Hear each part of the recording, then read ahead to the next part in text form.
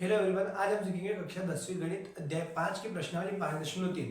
प्रश्न क्रमांक 3 का तीसरा हमें यहाँ दिया है कि a12 बराबर 37 और d बराबर 3 दिया है। a और s12 ज्ञात कीजिए। हमें यहाँ पर एक समांतर श्रेणी दी गई है और उस समांतर श्रेणी की कुछ कंडीशन हमें यहाँ दी गई है। उन कंडीशन के हिसाब से हमें यहाँ पर मान ज्ञात करना है। मान किस प्रकार से ज्ञात करेंगे, तो यहाँ पर दो चीजें मिक्स दी गई है। एक तो a12 है, मतलब a के 12 पदों के बराबर तो 37 दिया है, और एक s12 है, मतलब इस समांतर श्रेणी के 12 पदों का योग हमें ज्ञात करना है। यानी हम बात करें तो an बराबर a plus n minus 1 d। ये जो 5.2 का जो सूत्र है, जब हमें वापस ज्ञात करना हो वैसी कंडीशन में भी हमें कुछ मान दिए गए हैं, और साथ ही साथ sn बराबर n बटे 2 2a plus n minus 1 d। ऐसी कंडीशन में इस sn के बराबर हमें मान ज्ञात करना है। यहाँ पर कंडीशन हमें क्या क्या दी गई है, तो हम कह सकते हैं कि an का मान हमें दिया है 37, तो हम इसे लिख देते हैं। दिया है a के 12 पदों के योग के बराबर तो हो गया 37, d बराबर हमें दिया गया है 3, और यहाँ पर a के यहाँ नीचे n होता है, यानी हम कह सकते हैं कि a के 12 पद के बराबर मान दिया है और पद दिया है, मतलब हम कह सकते हैं कि n का मान जो कि हमारा हो जाएगा 12। उसके बाद हमें बोला क्या गया है कि इस पहली कंडीशन के हिसाब से तो हमें a ज्ञात कर देना है, यानी हम इसमें मान रखें तो a की जगह मान हमें ज्ञात करना है। n हमें दिया गया है, n हमें दिया गया है और d हमें दिया गया है।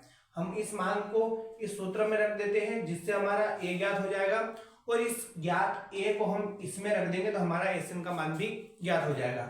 शुरुआत हम करते हैं इस सूत्र से, तो हमने यहाँ लिखा सूत्र an बराबर a plus n minus 1 d के प्रयोग से। अब यहां पर कंडीशन क्या दे रखी है, तो an मतलब a के 12 पदों के बारे में बात हम कर रहे हैं, तो यहां तो सीधे ही बोल रखा है कि ये 37 से बराबर। यहां पर a का मान हमें ज्ञात करना है प्लस n माइनस 1। n हमने अभी चर्चा की, n जो होगा वो हमारा 12 होगा, माइनस 1, और d हमारा चल रहा है 3। इसका सॉल्यूशन हम कर लेते हैं, तो ये हो जाएगा 37 बराबर a प्लस 12 में से गया 11 गुणित 3, 11 या 33, और आगे चल रहा है a बराबर है 37 के। यहां से हम a का मान कैसे ज्ञात कर सकते हैं, तो प्लस का 33 बराबर से उधर जाएगा, माइनस का हो जाएगा, यानी हो जाएगा 37 माइनस 33 बराबर a, और a का मान जो कि हमारे पास ज्ञात हो जाएगा 4। यहां हमने a जो कि हमारा प्रथम पद होता है उसे ज्ञात कर लिया है।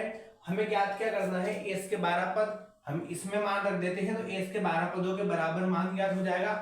हमने यहाँ लिखा सूत्र sn बराबर n बटे 2 2a plus n minus 1 d के प्रयोग से।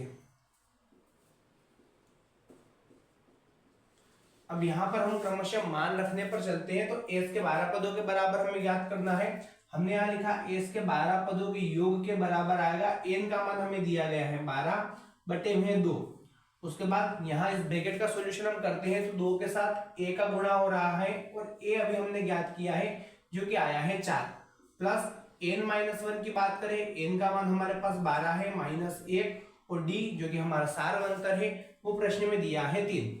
इसकी वैल्यू पुटअप का काम हम यहाँ पर कर लेते हैं, तो s के 12 पदों के योग के बराबर आएगा 2 एकम 2 2 छंग 12, यानी यहाँ हमने लिखा 6। फिर इन दोनों का हम सॉल्यूशन करते हैं, तो हो जाएगा 2 चौक 8 प्लस 12 में से 1 जाएगा यहाँ 11 गुणित 3 हो जाएगा। इसको हम गुणा कर लेते हैं, उसके बाद लिखेंगे, तो s के 12 पदों के योग के बराबर आएगा 6। यहाँ हमने 8 और 11 हो जाएगा 33। इस कोष्टक को हम छोटा लिख लेते हैं, तो ये हो जाएगा 33 और 8, इन दोनों को हम जोड़ेंगे और बाद में 6 का गुणा कर देंगे, तो 33 7 40, और ये हो जाएगा 41 गुणित 6 जो कि आया है s के 12 पदों के योग के बराबर।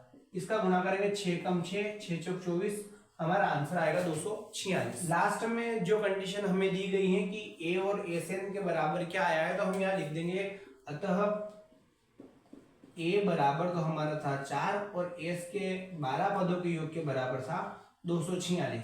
इस प्रकार हम इन प्रश्नों को सूत्रों के माध्यम से बड़ी ही आसानी से सरल कर सकते हैं।